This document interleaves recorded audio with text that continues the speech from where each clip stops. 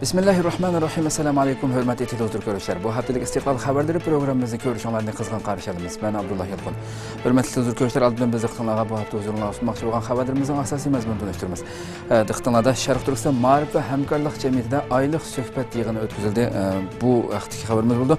Şundaqla Bengalda İslam cəmiyyətinin rəhbəri Mutiur Rahman Nizami'nin haqsızlıq bilan ölüm cəzasına uçurğanlığı və cəzasının icra qılınğanlığı haqqında xəbərimiz oldu.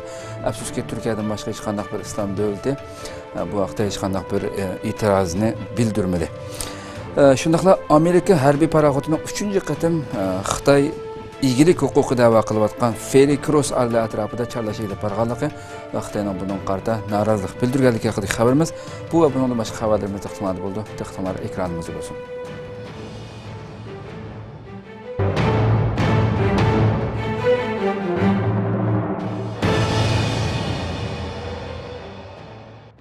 Maarif cəmiyyətində aylıq söhbət yığını ötküzüldü. Şərq Türkistan Maarif və Həmkarlıq Cəmiyyətinin mərkəzində hər ayda ötküzülüb gələtqan aylıq uçuruşuş və söhbət yığını ötküzüldü. Şərq Türkistan Maarif və Həmkarlıq Cəmiyyətinin mərkəzində hər ayda ötküzülüb gələtqan aylıq uçuruşuş və söhbət fəaliyyəti davamlaşmaqda. 5-ci aylıq söhbət cümə günü kech cəmiyyətin mərkəzindəki yığın zalında ötküzüldü. Söhbətə cəmiyyət əzaları və İstanbulda mühacirət yaşayatqan koni yeni gələn Uyğurlardan olub 100 kişi iştirak qıldı. Söhbət Qur'an tilaveti bilan başlandı. Arqadan İstanbulda yaşayatqan dini alim İbrahim Damollam söz qildi. U dünya musulmonlari cümleden Uyg'urlar duch kelayotgan masalalar ustida o'z ko'z qarashlarini bayon qildi va bu masalalarning sababi o'zimizda saqlangan masalalar haqida Qur'oni Karim oyatlari va hadis shariflar asosida mulohiza ilib bordi. İbrahim Damollam insoniyat 21-asrga qadam qo'ygan bir davrda Uyg'urlarning inson tasavvur qilolmaydigan zulmlar ostida yashayotganligini o'tirg'i qo'ydi. U yo'liqqan har qanday masalalarning sababi hal choralarini faqat mutlaq qudrat egasi bo'lgan Alloh taolaning kalomiga murojaat qilish orqali topqili bo'lganligini ta'kidladi. U Alloh taolo musulmonlarni ilgari aziz o'tgan va keyin la'natga uchragan ahli kitoblarga o'xshab qolmaslik va xorliqqa duchor bo'lmaslik uchun ogohlantirgan ishlarning bugun musulmonlar orasida sodir bo'layotganligini bayon qilib o'tdi. İbrahim Damollam Uyg'urlarning uchrayotgan shuncha zulm va besimlarga parvo qilmasdan, ular ustida o'ylanmasdan yashayotgan muhojiratdagi qarindoshlarining o'z mas'uliyatlarini tunishi lozimligini ta'kidladi. Oxirida o'pchi duo qilish bilan faoliyat oxirlashdi. Faoliyatning tafsilotini to'rimizdan ko'rib olasizlar. Aziz qarindoshlarimiz, biz madoniki bir Uyg'ur millati bo'lish sifatimiz bilan, Uyg'ur millati musulmon bir millat bo'lish sifatimiz bilan hemmimizin yürəkini, kallasını miciqlayatqan bu sualga maddi ve manevi cihette cevap tapımız deyilkemiz ilahi kelamga müracaat qilishimiz lazım. Bu şunda bir kisel ki, bu şunda bir bakteriyalik kisel ki, enin aldığını dünyaya kandak bir şifaxanaga basınız, kandak bir doktorxanaga basınız, o doktor enin adını alanmaydıgan keseldir. Fakat Allah enin adını alaydıgan, Allah'ın şifahanısı enin adını alaydıgan keseldir. Xitay Avatda qizil təşviqatçı motosiklet yasab çıxdı. Xitay dairələri Avat nahiyəsinin Bəşəriq bazarında dehqonlarga qizil təşviqat motosikleti haydətgan və atalmış Millatlar İttifaqlığı təşviqatı elib barğan. Tangritaq to'rining xabar qilishicha 7 may Avat nahiyəsinin Bəşəriq bazarida 1000 dona 3 choqliq motosiklet bazar tavasidagi hamma kentga berib, atalmış Millatlar İttifaqlığı təşviqatı elib barğan. Bu atalmış qizil təşviqat motosikletiga Xitoy bayrog'i qadalgan bo'lib, bir tarafiga Xitoy kattaboshlarining rasmi, yana bir tarafiga qizil təşviqat shuarlari yozilgan. Xabarda aytilishicha 18 aprel Avat nahiyasi Millatlar İttifaqlığı taraqqiyot yili yig'ini ochgan. Bu yig'inga qatnashgan dehqon partiya a'zosi Temur Qodir yig'indan keyin mushundaq motosiklet yasash xiyoliga kelgan. Keyin Xitoy doiralari bu xil motosikletni 1000 ga yetkazgan. Har bozor kunlari bu motosikletlar qizil təşviqat elib berishga selingan. Xitoy ishg'olchilari Sharq Turkistonda har kuni yangi hili nayranglarni o'ylab chiqib, Uyg'urlarga bo'lgan moddiy va ma'naviy zulmni kuchaytmoqda. Sharq Turkistonda bo'libmi janubdagi rayonlarda dehqonlarning har xil hashar siyosiy o'ginishlarga band qilinganligi hammaga ma'lum. Xitoy ishg'olchilari buningga rozi bo'lmay, xalqning vaqtini butunlay kontrol qilib, o'zlari haqida o'ylanishga, o'z ishlarini qilishga vaqt bermaslikka urinib keldi. Hozir dal etiz ishlari boshlanib bo'lgan, dehqonlar aldirash bo'ldigan bir mezgil.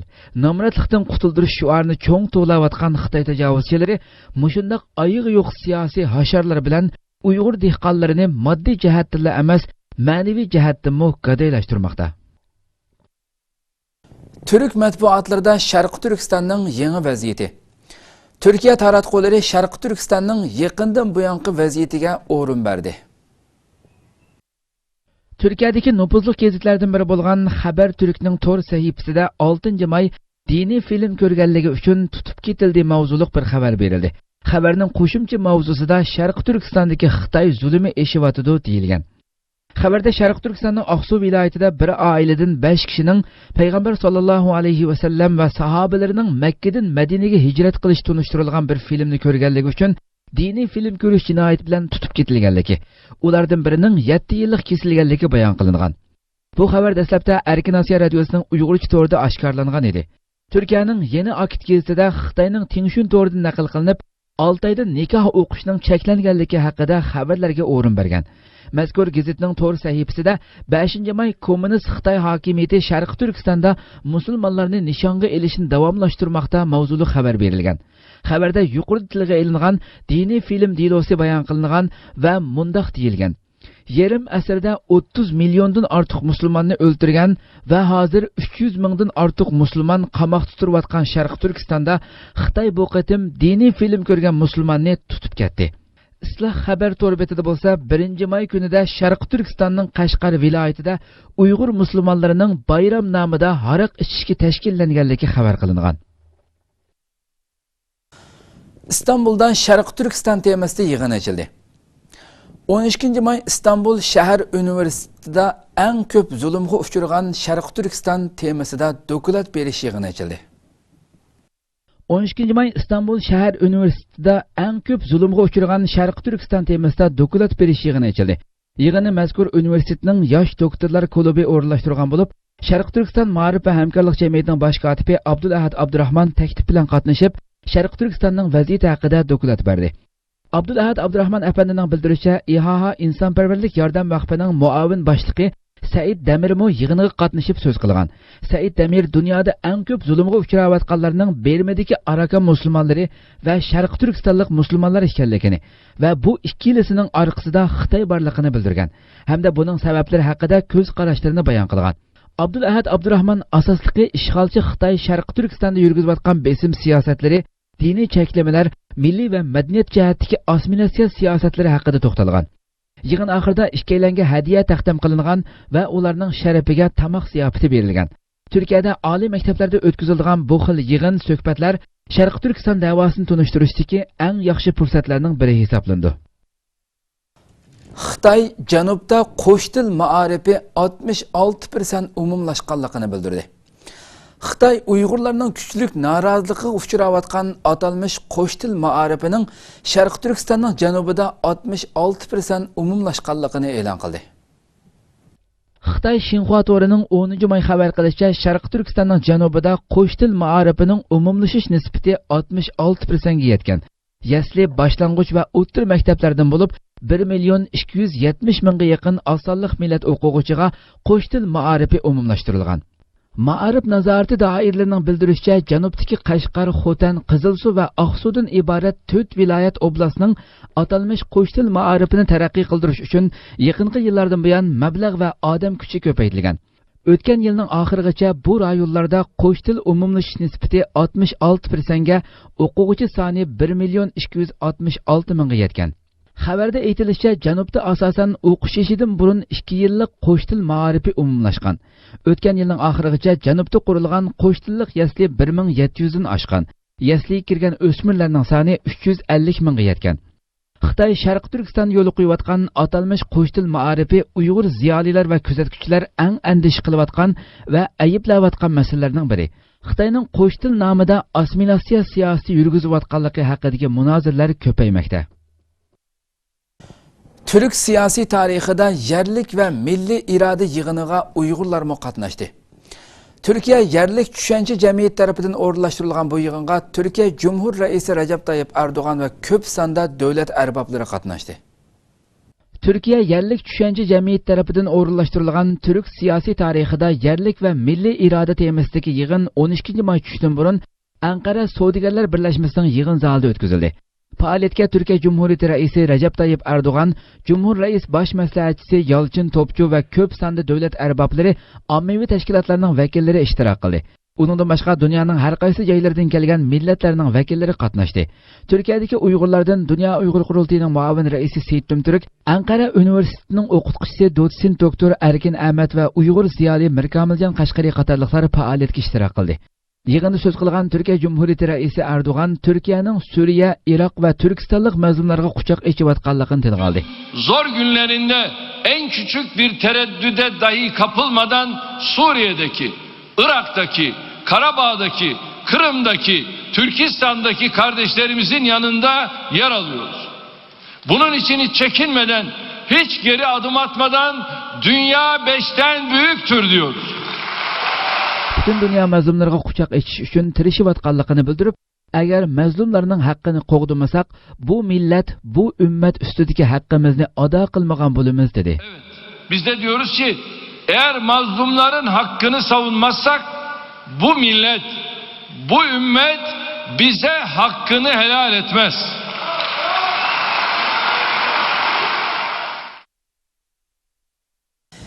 Bengalda İslam cemaatinin rehberi Mutiur Rahman Nizami öldürüldü. Bengalda hükümet tarafından uruş cinayeti bilen ayıplanıp sotqa tartılgan Öktici Partiya Cemaati İslami'nin rehberi Mutiur Rahman Nizami'ga ölüm cezası icra kılındı. Nizami'nin çoğun oğlu Naqibur Rahman Bangladesh hükümet tarafından tasdiqlangan uruş cinayetleri mahkemesi sotlangan atısının ölüm cezasının icra kılınganlığını cemaatçilikka aşkarladı. O cemaati İslam, yani İslam cemaati a'zolarini so'g'oqqan bo'lishga chaqirgan holda, oila a'zolari bo'lish sifatimiz bilan mustahkam turishga va kuchlik bo'lishga tirishimiz. Sabr qilishdan boshqa choramiz yo'q. Otamizning shahid bo'lganligiga ishonamiz. U ko'rsatib bergan yo'lni bo'ylab mangamiz. Butkul musulmonlardan otam uchun duo qilishini so'rayman dedi. 1971-yili Cemaati Islomiy yoshlar qanatining rahbari bo'lib vazifa o'tayotgan mezgilida yuz bergan mustaqillik urushi asosida Pakistan armiyasini qo'llab-quvvatlaganligi ilgari surilgan Nizami, Pakistan armiyasi bilan hamkorlik o'rnatish va fuqarolarga qarshi harakatlarga ishtirok qilish qatorliq 16 turlik jinoyat bilan ayblanib sotlangan edi. Nizami 2014-yili o'lim jazosiga hukm qilingandan keyin yuqori sudga norozilik ariza sungan. Ammo 2016-yili 6-yanvarda yuqori sud urush jinoyatlari mahkamasining qarorini o'rinliq deb hukm chiqargan edi. Cemaati İslami rahbarlardan Abdulqadir Molla, Muhammad Qamaruz Zaman ve Ali İhsan Mujahidmo mazkur urush jinoyatlari mahkamasi tarafidan o'limga hukm qilinib, jazolari ijro qilingan edi. 12 may Ankara'da ochilgan Türk siyosiy tarixida yerlik va milliy iroda yig'inida so'z qilgan Turkiya Cumhuriyeti Raisi Recep Tayyip Erdo'g'an, Bengalda hokimiyat tarafidan o'ldirilgan islom jamoatining rahbari Mutiur Rahmanning o'limiga bo'lgan qayg'usini ifodaladi va Bengal hukumatini kuchlik aybladi. Erdo'g'an bu sabablik Turkiyaning Bengal poytaxti Dakkadagi bosh elchisini qaytarib kelganligini aytdi. Tungan musulmonlarga qaratilgan cheklama munozara qo'zg'adi. Xitoy Tungan musulmonlarga qarata diniy cheklama chiqarib, islomdan qo'rqish kasalini yana isbotladi. Yaqinda bir Tungan qiz o'smirning Qur'on o'qigan ko'rinishi to'rda tarqalgandan keyin Xitoyning Gansu o'lkalik ma'arif nazorati o'ttirg'a chiqib, ma'arif tarmoqlaridan har xil diniy faoliyatlarning maktablarga kirishini man'iy qilishni talab qildi. Bu Xitoyning Tungan musulmonlarga qarata diniy cheklama yurgizganligi sifatida munozara keltirib chiqardi. Egilincha filmda tortilgan o'rin, vaqt va o'smir qizning salohiyati haqida izohat berilmagan. Lekin bu film tarqalgandan keyin Xitoylarning andishisini qo'zg'agan. Bundan burun Ningxia avtonom rayonining sekretari Li Jianhua 28 aprel bozorlarda musulmoncha belgilar umumlashish yuzlanishiga qarata inkos qaytargan. U bozorda musulmoncha suv, musulmoncha tish pastasi, musulmoncha girim buyumi qatorliqlarning orqa-orqadan o'tirg'i chiqayotganligini tilga olgan va davlat bexatarligini qo'g'dash nuqtasidan hushyorlikni oshirishni talab qilgan. Ningxia nufusining 3dan 1 qismi tunganlar ekan. Xitoy diniy ishlar idorasining sobiq boshlig'i Yi Xiaowen Yarshari vaqt kezida maxsus maqola e'lon qilib, yasli bolalarga Qur'on o'qitish va musulmoncha belgilarining ko'payishi qatorliqlar aniqli islomni kengaytirdi. İslamның kengayishining orqasida hamon oshqulluq bor degan. Amerikadagi Xitoy professor Ma Haiyunning qarashicha, Xitoy amaldorlarining islomga tutgan muomalasi amaliyotda Xitoyda munozara qilinayotgan ikkinchi avlod millatlar siyosatining diniy shaklda tilga ilinishi ekan. İkinci avlod millatlar siyosatini o'tirg'a qo'yuvchilar Junxo millati qarashini yetildirib, Xitoy va osonliq millatlar orasidagi farqni kichikiltib, osonliq millatlarga berilgan alohida huquqlarni milliy territoriyalik avtonomiya tuzumini amaldan qoldirishni tashabbus qildi ekan. Har qaysi axborot vositalarida Xitoyning tunganlarga erkin qo'yib berib kelgan diniy kontrolligini kuchaytirish yuzlanishida bo'layotganligi ilgari surildi. Erdoğan Yevropani tanqid qildi. Türkiye Cumhuriyeti Reisi Recep Tayyip Erdoğan, Türkiye Savdo Sanoatchilar Birligining murosimida so'z qilganda viza kelishimi, ko'chmanlar, prezidentlik tuzumi va terrorlikqa qarshi kurash ustida to'xtaldi va Yevropani tanqid qildi. Türkiye Cumhuriyeti Cumhur Reisi Recep Tayyip Erdoğan, Yevropa ittifoqining ko'chmanlar uchun beradigan yordamlar ustida to'xtalib mundaq dedi. Texchi plan loyiha avatinglar sizlarga pul avatayli deyotdi. Bu xalqning izzat obro'yi bilan o'ynashqanlik. Sizlarning izzat obro'yimiz bilan o'ynashishinglarga yo'l qo'ymaymiz. Cumhur Reisi Recep Tayyip Erdoğan, Türkiye Savdo Sanoatchilar Birligining Qo'shkazak binosida o'tkazilgan 72-qatimliq umumiy kengash xizmat sharaf kenashkisi va lavha tarqatish murosimiga qatnashdi.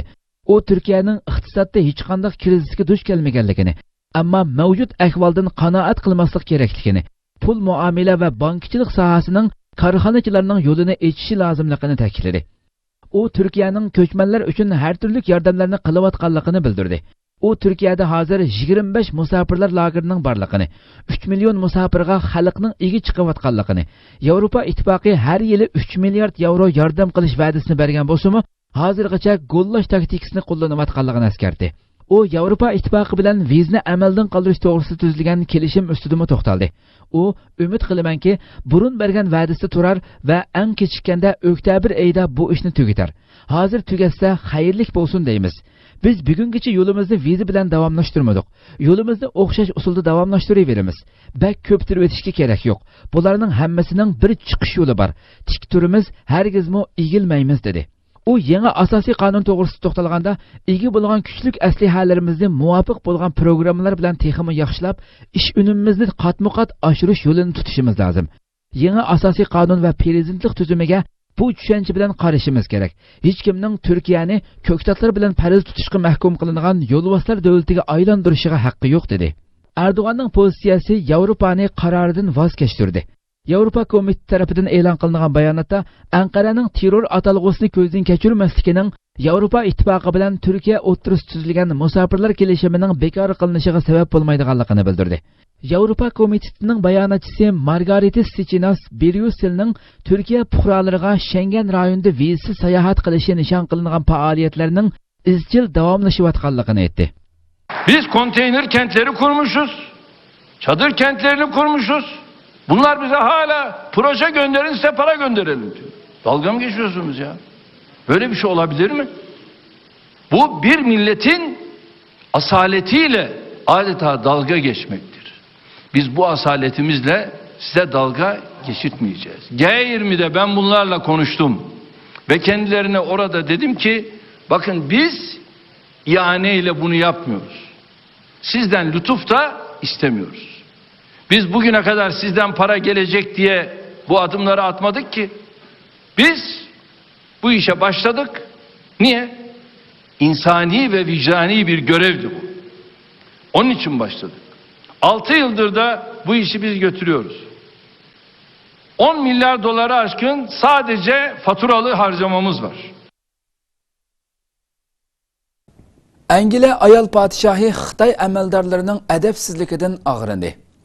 Angliya muhofazat kesining xabar qilishicha, Xi Jinping tilga olgan Angliya va Xitoy munosabatidagi oltin davr yaqinqi bir necha oyda xunuklashishga boshlagan.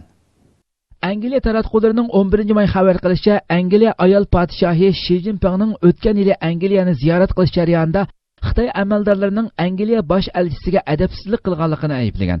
Buning bilan Xitoy va Angliya munosabatidagi oltin davr bir oz xunuklashgan. Seshanba kuni Buckingham saroyida o'tkazilgan bir ziyofatda ayol podshoh bilan London soqchi amaldorining Xi Jinpingning ziyorati haqida qilishgan so'zlari siniga ilingan. Bu soqchi amaldori ayni vaqtda omonlik ishlariga mas'ul bo'lgan. Ayol podshoh uningga Xitoy amaldorlarining Angliya bosh elchisiga adabsizlik qilganligini aytgan.